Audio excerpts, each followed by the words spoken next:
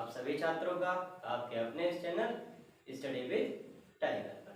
तो जैसा कि हमने इसके पहले वाली क्लास में जो 2 क्लासें थी हमारे, वो चैप्टर नंबर 4 वैदिक काल से संबंधित जो महत्वपूर्ण प्रश्नों की श्रृंखला थी, वो बुलेट फॉर्म में या पॉइंटर फॉर्म में हमने आपको महत्वपूर्ण प्रश्नों की श्रृंखला करवाई थी। आज बहुविकल्पीय फॉर्म में हम आपको वैदिक काल से संबंधित महत्वपूर्ण प्रश्न करवाएंगे। तो आइए देखते हैं वैदिक काल से संबंधित महत्वपूर्ण जो प्रश्न हैं उनकी बहुविकल्पीय श्रृंखला, जिसमें से हम देखते हैं कि जो हमारा सबसे पहला प्रश्न है क्वेश्चन नंबर 1, उसमें है कि ऋग्वेद में ऋचाओं की संख्या कितनी है।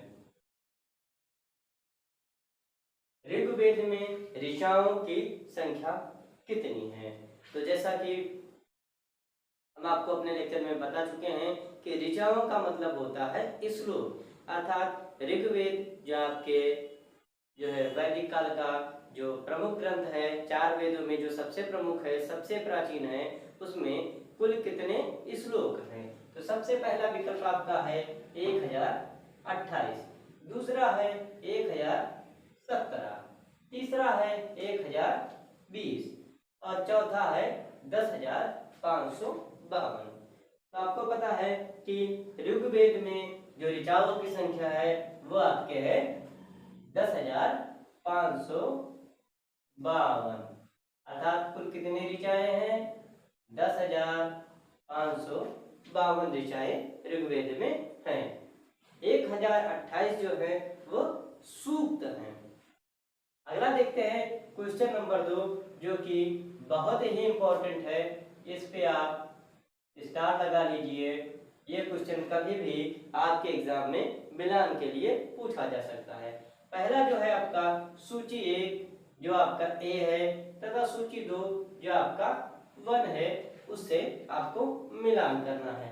पहला है आपका ऋग्वेद, दूसरा है आपका सामवेद, तीसरा है आपका अथर्ववेद और चौथा है आपका यजुर्वेद। और ये जो उनके हैं वो ब्राह्मण ग्रंथ हैं। ऋग्वेद में गोपथ है, सामवेद का शतपथ है, अथर्ववेद का ऐत्रेय है और यजुर्वेद का पंचविंश है। अर्थात कौन से वेद का ब्राह्मण ग्रंथ कौन सा है, ये बहुत ही इंपॉर्टेंट क्वेश्चन है। इसमें ट्रिपल स्टार हमने लगा दिया है। इस क्वेश्चन को आप बहुत ही अच्छी तरीके से सॉल्व करके उसको याद कर लीजिएगा। तो ऋग्वेद का जो ब्राह्मण ग्रंथ है वो आपका है ऐत्रेय। ऋग्वेद का जो ब्राह्मण ग्रंथ है वो आपका है ऐत्रेय। सामवेद का जो ब्राह्मण ग्रंथ है वो आपका है पंचविंश। अथर्ववेद का जो ब्राह्मण ग्रंथ है वो आपका है गोपथ।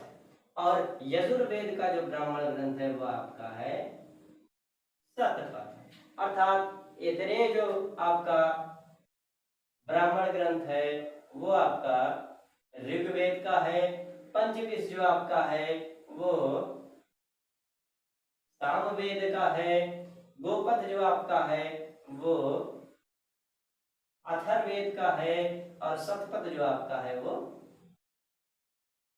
यजुर्वेद का है। ये बहुत ही इंपॉर्टेंट क्वेश्चन है, इसको आप बहुत ही अच्छी तरीके से पढ़ लीजिएगा। अगला क्वेश्चन है ऋग्वेद का कौन सा मंडल पूर्णतया सोम को समर्पित है। सोम जो है वो आपके देवता होते थे और हमने आपको पढ़ाया है कि सोम देवता का सर्वाधिक बार वर्णन किया गया है।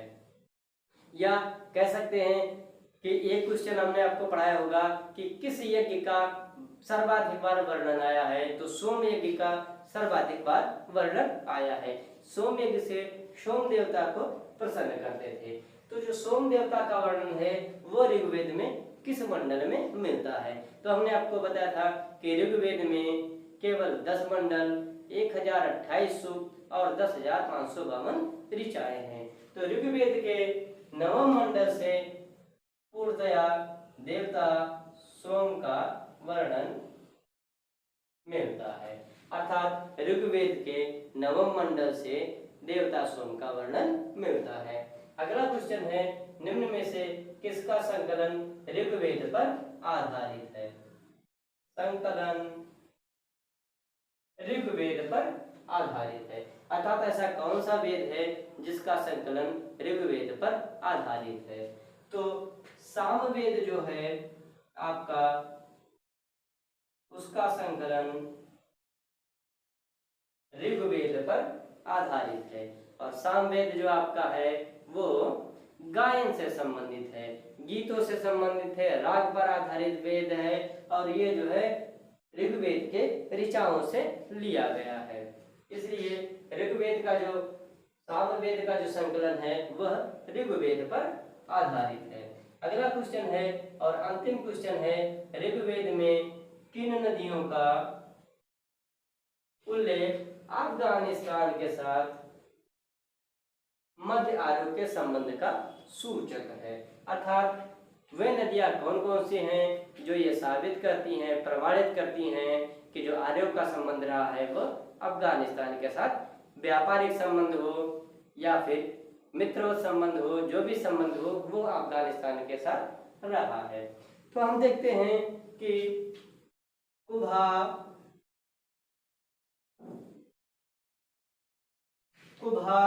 कुरुम, गोमती और सुवास्तु, ये 4 नदियां हैं। कुभा, कुरुम, गोमती और सुवास्तु, ये 4 नदियां हैं जो ये प्रमाणित करती हैं कि भारतीय आर्यों का संबंध अफगानिस्तान से था। कुभा को हम काबुल कहते हैं, कुरुम को हम कुर्रम कहते हैं, गोमती को हम गोमल कहते हैं और सुवास्तु को हम स्वात कहते हैं। कुभा प्राचीन नाम है, काबुल आधुनिक नाम है। अर्थात 4 ऐसी नदियां हैं जिसमें से पहली नदी आपकी कुभा है, दूसरी नदी आपकी कुरुम है, तीसरी नदी आपकी गोमती है और चौथी नदी आपकी सुवास्तु है। इन 4 नदियों से यह प्रमाणित होता है कि भारतीय आर्यों के संबंध अफगानिस्तान से रहे हैं। तो आइए इन 5 क्वेश्चनों को हम एक बार रिवाइज करते हैं। तो जो सबसे पहला क्वेश्चन है, ऋग्वेद में ऋचाओं की संख्या कितनी है? तो ऋग्वेद में कुल मिलाकर के 10 मंडल हैं, जिसमें से 10 मंडल में से 10 मंडल 1028 सूक्त तथा 10,552 ऋचाएं हैं। अगला है सूची 1 का सूची 2 से मिलान करें।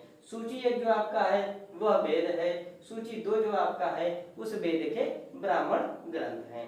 तो ऋग्वेद जो आपका है उसका ब्राह्मण ग्रंथ ऐतरेय है, सामवेद का जो ब्राह्मण ग्रंथ है वो पंचविश है, अथर्ववेद का जो ब्राह्मण ग्रंथ है वह गोपथ है, यजुर्वेद का जो ब्राह्मण ग्रंथ है वह शतपथ है। ये बहुत ही इंपॉर्टेंट क्वेश्चन है, इसको हमने ट्रिपल स्टार कर दिया है। इस क्वेश्चन को आप जरूर नोट करिएगा। अगला क्वेश्चन है कि ऋग्वेद का ऐसा कौन सा मंडल है जो देवता सोम को समर्पित है?